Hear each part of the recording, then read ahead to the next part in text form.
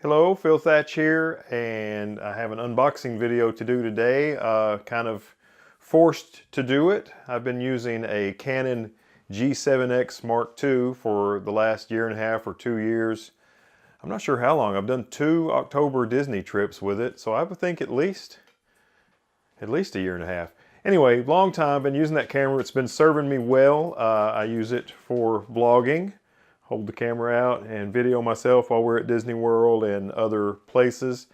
And I've started to do kind of wildlife videos on my Thursday wildlife photography. I've kind of expanded to wildlife videos, and last Thursday, today's Tuesday, last Thursday I was doing my wildlife video and I went to one location and tried to do some video with my Nikon Z6 and a big 500mm lens.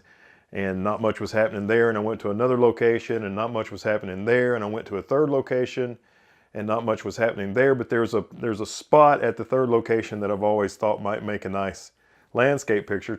So I shifted gears and started working on a landscape picture, and I'll probably put that picture in this video at some point. But I was working on this picture, and I was on like a viaduct, a concrete area that water flows under to go under a road.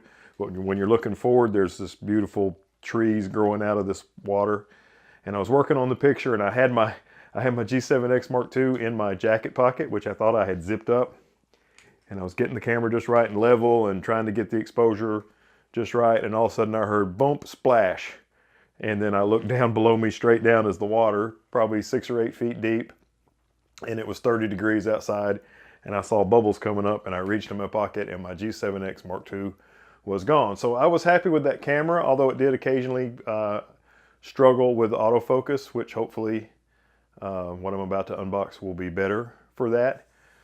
But so that was Thursday. Now it's the following Tuesday, and my new Canon EOS M50 has arrived. This is a mirrorless camera.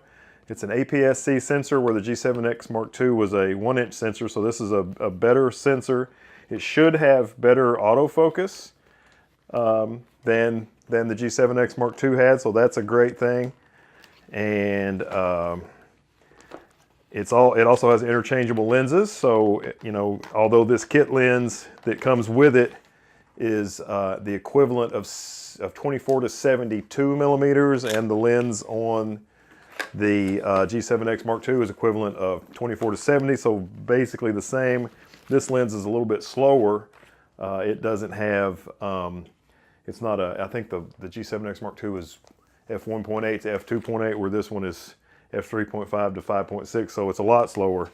But I can also put other lenses on it later. Here's a manual.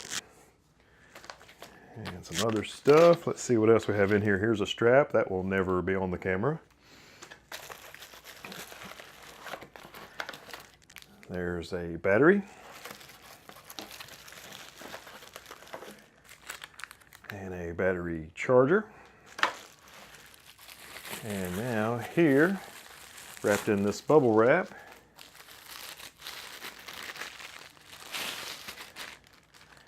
is the Canon EOS 50. Now, the G7X Mark II, the screen would flip up like this so you could see yourself.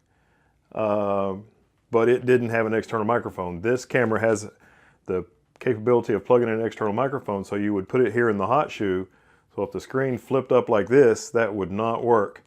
But this screen flips out, and then you can twist it around, and you can do your vlogging like that. So that should be fantastic.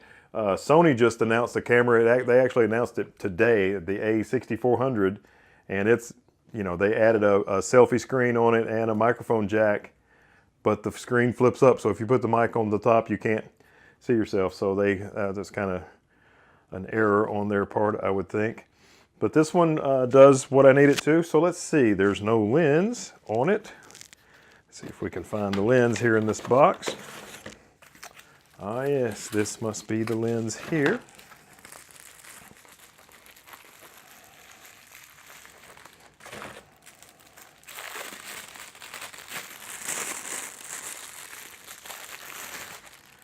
So this is the kit lens, and it's supposed to be fairly good. It is a 15 to 45, and of course you multiply that times 1.6. That's what the crop is on Canon APS-C cameras, Sony's and Nikon's.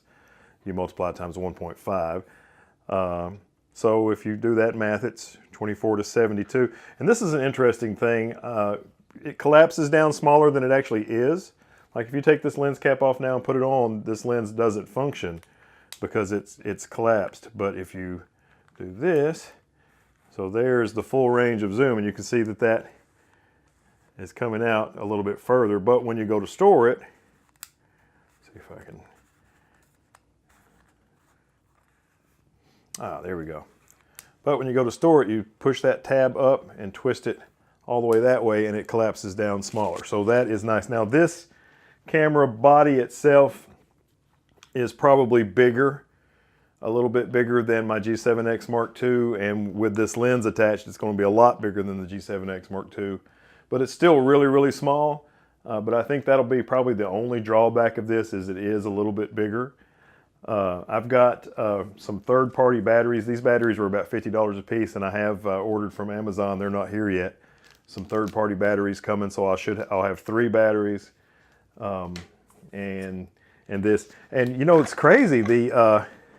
When I was shopping around on B&H, you could get the camera and the kit lens for $649, or you could get the camera and the kit lens and this Rode Video Mic Go and a 64 gigabyte SanDisk SD card for $649. So I decided to go ahead and go with the one with the free stuff. And I don't know if I'll use this. I've kind of discovered lately that I'm not real happy with my Rode Video Micro, and this is actually a little bit bigger. We'll have to do a test at some point and compare the sound of the two. But so this is my new stuff for vlogging, and you know, I had kind of already studied. I'm always looking at equipment and seeing what might work for me best. So when I dropped that camera in the water, it didn't take long to figure out what camera, because I'd already done all the research. And now here it is, in less than a week, I'm back in business.